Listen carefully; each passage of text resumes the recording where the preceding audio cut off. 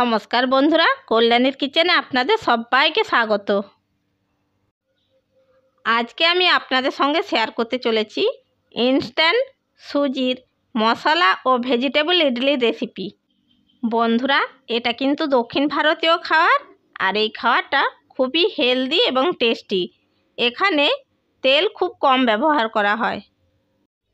আর বন্ধুরা, আমি এখানে ইডলি স্ট্যান্ড ছাড়া কিন্তু ইডলি বানিয়েছি। এটা বানাতে কোনো রকম স্ট্যান্ডের দরকার হয় না, আর একদম জালিদার ফ্লপি ইডলি বানানো যায়। তো চলুন বন্ধুরা, স্ট্যান্ড ছাড়া কিভাবে সুজির ইনস্ট্যান্ট ইডলি বাড়িতেই কিভাবে বানানো যায় সেটা শুরু করা যাক। সুজির ইডলি বানানোর জন্য আমি একটি পাত্রের মধ্যে নিয়ে নিচ্ছি 1 কাপ সুজি। এবার আমি ওই সুজির মধ্যে দিয়ে দিচ্ছি ওই কাপেরই হাফ কাপ টক দই।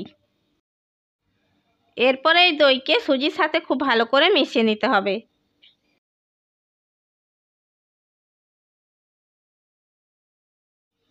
দইকে সুজির সাথে আমি মিশিয়ে নিয়েছি। এবার অল্প অল্প করে জল দিয়ে একটা ব্যাটার তৈরি করে নেব। আমি 1 কাপ জল নিয়েছি, তার হাফ আমি এর মধ্যে দিয়ে দিয়েছি। এবার এটাকে খুব ভালো করে মিশিয়ে নিচ্ছি।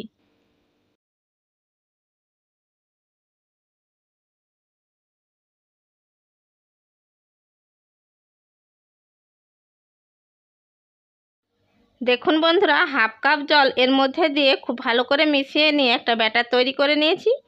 এরপর এটাকে ঢেকে 30 মিনিট রেস্টে রেখে দিচ্ছি। এবার আমি গ্যাসের ওপর একটি কড়াই বসিয়ে দিয়েছি। এর মধ্যে দিয়ে দিয়েছি হাফ মগ জল। এবার এই কড়াইয়ের মধ্যে বসিয়ে দিচ্ছি একটা স্ট্যান্ড। এরপর আমি এর মধ্যে বসিয়ে দিচ্ছি একটা প্লেট। এরপর কড়াইয়ের ঢাকনা ঢাকা দিয়ে জলটাকে ফুটতে দেব। তো বন্ধুরা, জলটা ফুটতে ফুটতে চলুন ওদিকে ইডলি বসানোর বাটিগুলো রেডি করে ফেলি। বন্ধুরা, আমাদের বাড়িতে থাকা এরকম ছোট ছোট বাটি নিয়েছি।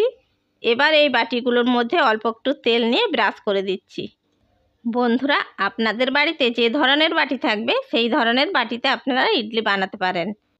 আমি প্রত্যেকটা বাটির মধ্যে অল্প করে তেল ব্রাশ করে নিচ্ছি। অল্প করে তেল ব্রাশ করে নিলে ইডলিগুলো সহজেই বেরিয়ে আসবে।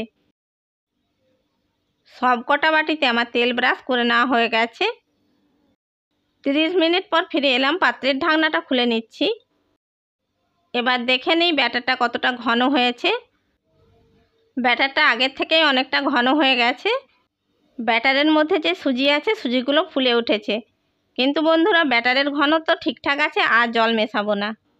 এরপর আমি এই ব্যাটারের মধ্যে কিছু সবজি অ্যাড করব। আমি এখানে ছোট সাইজের টমেটো, ক্যাপসিকাম, গাজর নিয়েছি। সব সবজিগুলোকে আমি একদম ছোট ছোট করে কেটে নিয়েছি। এবার এগুলোকে আমি এই ব্যাটারের মধ্যে দিয়ে দিচ্ছি।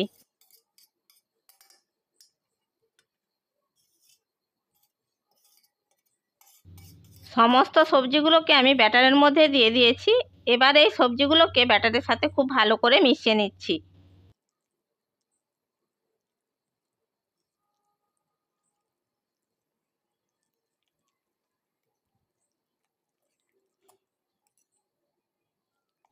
সমস্ত সবজিগুলোকে আমি খুব ভালো করে ব্যাটারের সাথে মিশিয়ে নিয়েছি। এরপর আমি এর মধ্যে দিয়ে দিচ্ছি কিছুটা কারি পাতা কুচি, আর দিয়ে দিচ্ছি পরিমাণ মতো লবণ। এবার কারি পাতা আর লবণকে ব্যাটারের সাথে খুব ভালো করে মিশিয়ে নিচ্ছি।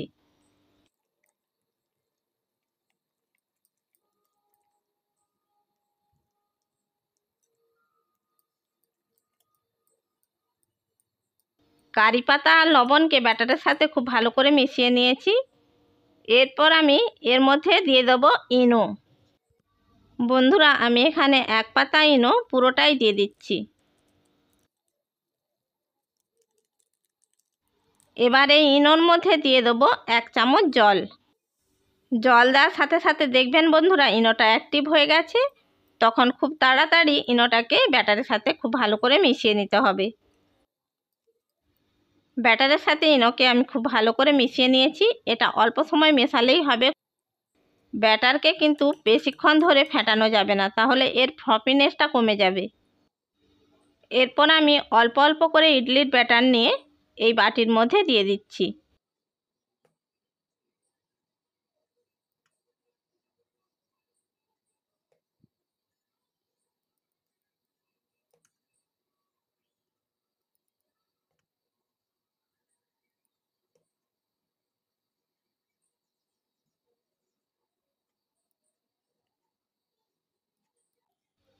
দেখুন বন্ধুরা, সব কটা বাটির মধ্যে আমি ইডলির ব্যাটার নিয়ে নিয়েছি। এবার এটাকে আমি কড়াইয়ের মধ্যে বসিয়ে দেব। বন্ধুরা, আমি এখানে আগে থেকেই কড়াইয়ের জলটা ফুটতে দিয়েছিলাম। কড়াইয়ের জল ফুটে গেছে। এবার ইডলির এক একটা বাটি এই কড়াইয়ের মধ্যে বসিয়ে দিচ্ছি। দেখুন বন্ধুরা, সব কটা বাটিকে কড়াইয়ের মধ্যে বসিয়ে দিয়েছি। এবার কড়াইয়ের ঢাকনা ঢাকা দিয়ে এটাকে 15 থেকে 20 মিনিট মিডিয়াম ফ্লেমে রান্না হতে দেব। 15 মিনিট পর ফিরে এলাম, কড়াইয়ের ঢাকনা খুলে নিচ্ছি। এবার আমি একটি স্টিক দিয়ে চেক করে নিচ্ছি ইডলিগুলো হয়েছে কিনা। দেখুন বন্ধুরা, ইডলি সম্পূর্ণভাবে হয়ে গেছে, স্টিকের গায়ে একটুও লেগে নেই। এবার আমি ইডলির বাটিগুলোকে নামিয়ে নিচ্ছি।